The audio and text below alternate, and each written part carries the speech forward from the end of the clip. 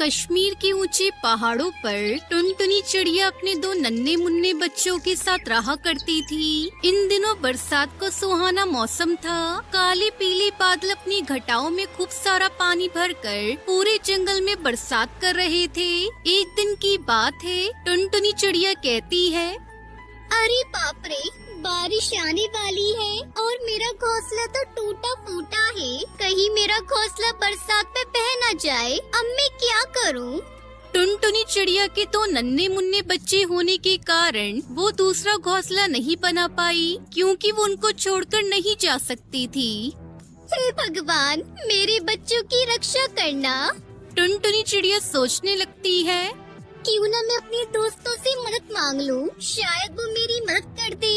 फिर टुनटुनी चिड़िया सबसे पहले कालू कोई के पास जाती है और उससे कहती है, कालू भाई, ओ कालू भाई, मेरा घोंसला कमजोर हो चुका है। आप थोड़े दिन के लिए अपने घर में जगह दे सकते हो। मेरे छोटे छोटे बच्चे हैं, आपकी बड़ी मेहरबानी होगी। इस बारिश के मौसम में मेरी मदद कर दो। टुनटुनी, तुम तो जानती हो सुंदरी को, वो बिल्कुल ऐसा नहीं करने देगी। तुम किसी और पक्षी के पास जाकर मदद मांग लो, शायद वो तुम्हें अपने घर में जगह दे सके। दोस्तों, कल की वीडियो में आपने इतने कम लाइक क्यों किए? मुझे बहुत बुरा लगता है। दोस्तों, जब मैं आपके कहने पर कहानी बनाती हूँ और आप बहुत कम लाइक करते हो, और जब आप कम लाइक करते हो तो मुझे वीडियो बनाने का बिल्कुल भी मन नहीं करता है। तो प्लीज दोस्तों, अब इस वीडियो पर जाकर लाइक कर दो।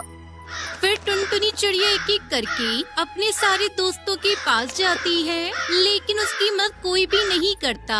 अब वो थक हार कर वापस अपने बच्चों के पास आ जाती है।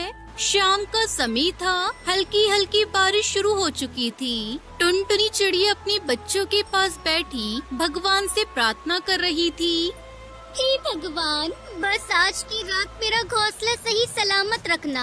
कल सुबह होते ही मैं अपने बच्चों को लेकर कहीं और चली जाऊंगी।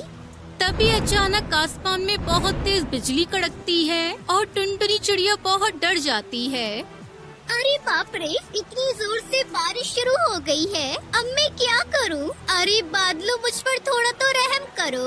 एक तो ये पानी भी बहुत ठंडा है। फिर जोरदार बारिश के कारण टुनटुनी चिड़िया का घोंसला टूटकर गिर जाता है। टुनटुनी चिड़िया अपने बच्चों को लेकर जैसे तैसे एक पेड़ की डाल पर बैठ जाती है और पूरी रात अपने बच्चों के पास उनकी सुरक्षा करती रहती है।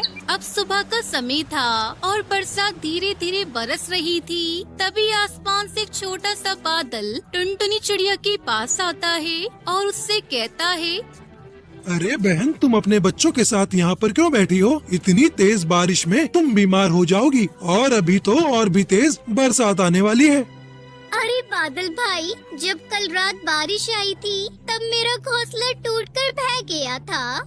अरे बहन, तुम जंगल में किसी भी पक्षी के घर कुछ दिनों के लिए रह सकती हो। अरे बादल भाई, मैंने अपने सारे दोस्तों से मदद मांगी थी, पर किसी ने मेरी मदद नहीं की। अब जमाना बदल गया है, सब पक्षियों ने अपने अपने इलाके बना लिए हैं। बहन, मैंने तो सुना था कि पक्षी आपस में मिलजुल कर रहते हैं।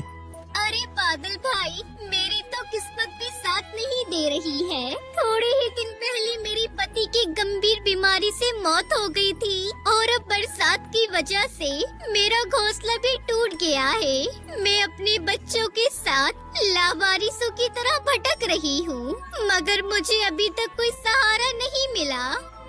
बहन, घबराओ मत। जिंदगी में बहुत मुश्किलें आती हैं, लेकिन उनका हमें डटकर सामना करना चाहिए। मैं जानती हूँ, तभी तो अभी तक जिंदा हूँ। बादल भाई, अब आप ही कोई उपाय बताओ। बहन, आप एक काम करिए, आप मेरे ऊपर एक घोंसला बना लो और उसमें रह लो। पर ये तो एक असंभव काम है, ये कैसे हो सकता है? हाँ बहन, लेकिन कहते हैं ना, कोशिश करने वालों की कभी हार नहीं होती। आप कोशिश करिए। अच्छा तो ठीक है बादल भैया, आप मेरे बच्चों का ध्यान रखिए जब तक मैं थोड़ी लकड़ियाँ इकट्ठा करके लाती हूँ। ठीक है बहन, आप लकड़ियाँ ले आओ और मेरे ऊपर घोंसला बना लो। मैं आपके बच्चों का ध्यान रखूंगा। फिर आपके बच्चों को ना ही गर्मी लगेगी और ना ही वो बरसात में भीगेंगे। फिर टुनटुनी चिड़िया एक एक करके खूब सारी लकड़ी इकट्ठा करती है और बादल के ऊपर एक सुंदर सा घर बनाती है। और फिर थोड़ी देर बाद बादल आसमान की ओर चल देता है। खूब ऊंचाई पर जाने के बाद वो टुनटुनी से बोलता है, टुनटुनी बहन, अब बताओ तुम्हें कैसा महसूस हो रहा है? तुम्हारा बहुत बहुत धन्यवाद बादल भाई। अरे बहन, इसमें धन्यवाद की क्या बात है? ये तो हर भाई का फर्ज होता है कि वो अपनी बहन की हर मुश्किल में मदद करे। अब टुनटुनी चिड़िया अपने बच्चों और बादल के साथ मौज मस्ती से रहने लगती है।